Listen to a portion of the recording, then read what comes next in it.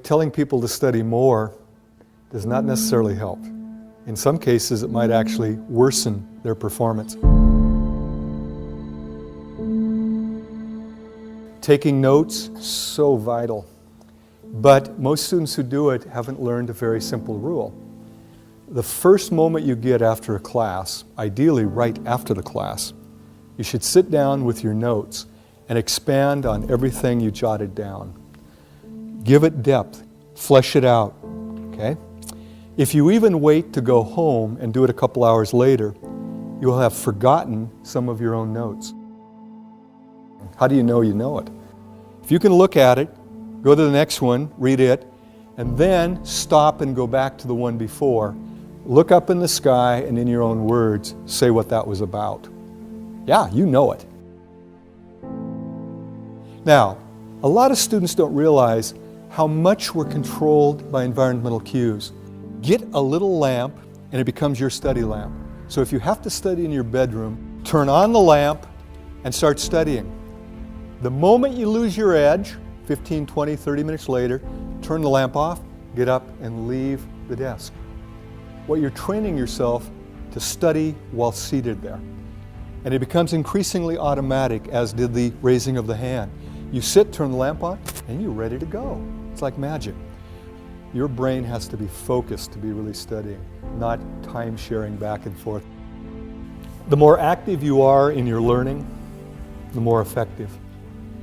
And yet, increasingly, I have students who think studying is reading it over and over, and they're going to have some magical thing where they suddenly understand it and remember it well. First, you have to decide, what am I learning? Is it a concept or a fact? Okay? Understanding the name of a bone is a fact. Understanding what it does in the body gets into a concept. Okay? So in studying, sometimes there are a lot of facts. In fact, I use anatomy as a good example. You got to memorize bones, muscles, organs, tissues, a lot of it. But if you simply memorize and don't understand the function of it, the comprehension of the actual concepts, it's a lot of wasted learning, really.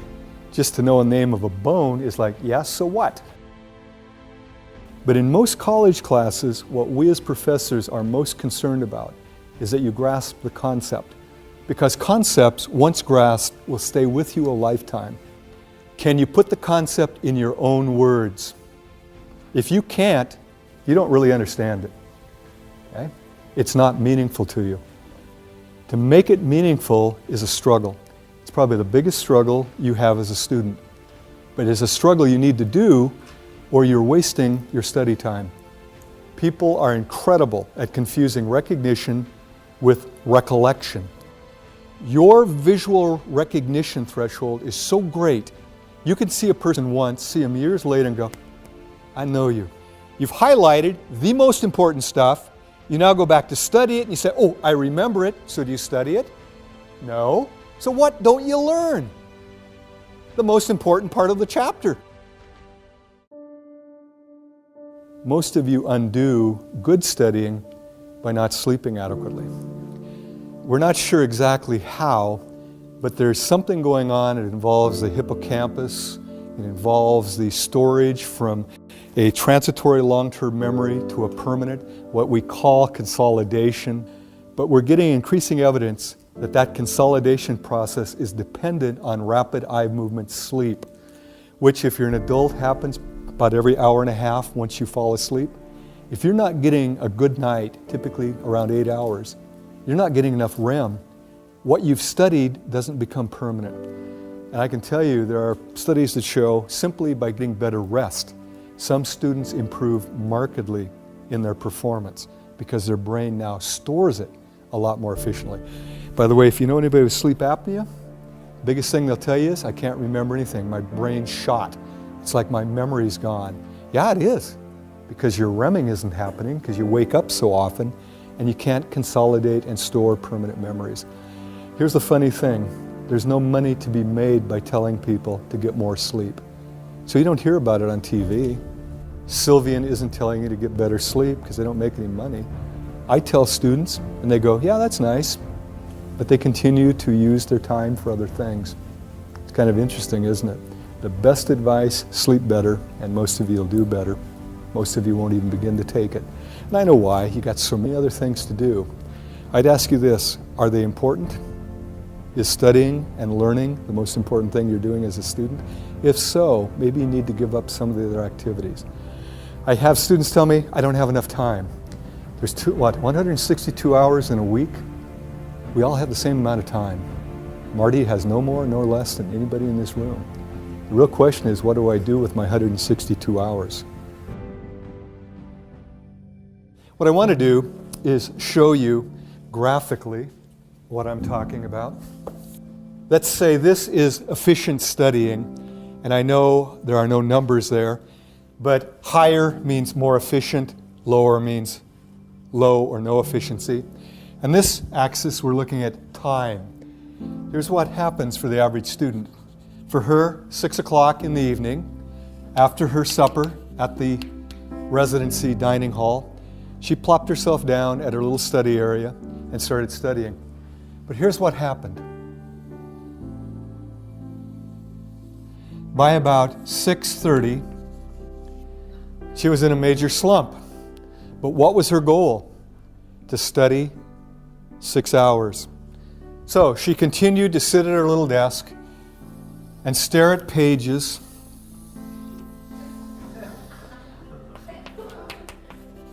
until midnight. She was at her desk 6 hours. How long did she actually study? About 20, 30 minutes. Now, there's a simple concept in psychology that all of you are aware of. Things that are reinforced, we tend to do more of. Things that are punished or ignored, we tend to do less of. We operate by those principles to a large degree. If you're sitting there for 6 hours, are you feeling good? No. Once you get here, you're looking at your book going, I hate geography. I hate literature. I hate psychology. All the things we're trying to get you to fall in love with, you're hating it. And so her actual good studying was followed by 5.5 hours of pain and misery. I would bet you, I don't know for a fact, that as the quarter progressed, she sat down, and finally she was done before she even started. She sat down and just stared at a book, and she flunked every class. The moment you start to slide, you're shoveling against the tide. What you need to do is what? Take a break. And here's what's cool about it. You can study for a half hour. It doesn't take a half-hour break to recharge your batteries. For most people, about 5 minutes. And this is where you go away, do something fun for 5 minutes, and actually say, this is my treat for having studied for 30 minutes effectively. Go back, and here's what happens. Your efficiency is nearly 100%. Study a half hour, take a break. Study a half hour, study a half hour. Now, had she done that, over a course of 6 hours, she would have got about 5.5 hours of serious studying and about a half hour of total break time. SQ3R. Survey, that's the S. Question, that's the Q. Then you have 3 R's. Read, recite, review. So, how do you do the survey? These are not novels. In a novel, you wouldn't want to read the last page, would you? Find out who done it, it'd ruin the whole thing. But this is a textbook. So what you do is you actually go through the entire chapter. You look at pictures. Okay? What's this about apples? What's this about a duck-billed platypus? Okay. And what you're doing is you survey, you ask questions. It only takes a couple of minutes to survey a chapter in any class. As you're surveying, you simultaneously raise questions. What you're doing then is causing you to be looking for answers. And this is a powerful thing. How many of you have noticed when you're looking through a newspaper for a piece of information, you can find it, it kind of jumps out at you? But if you're just kind of reading it haphazardly, kind of casually, most of what you read you don't even remember. There's something about it, and I can't explain it, I can only describe it. If you intend to find something, you find it. And I've got a little demonstration I could have brought where I actually show a placard with the words Boston and London printed on them. And I hold it up for 20 seconds. Out of a group this size, maybe 2 or 3 of you'd see Boston and London.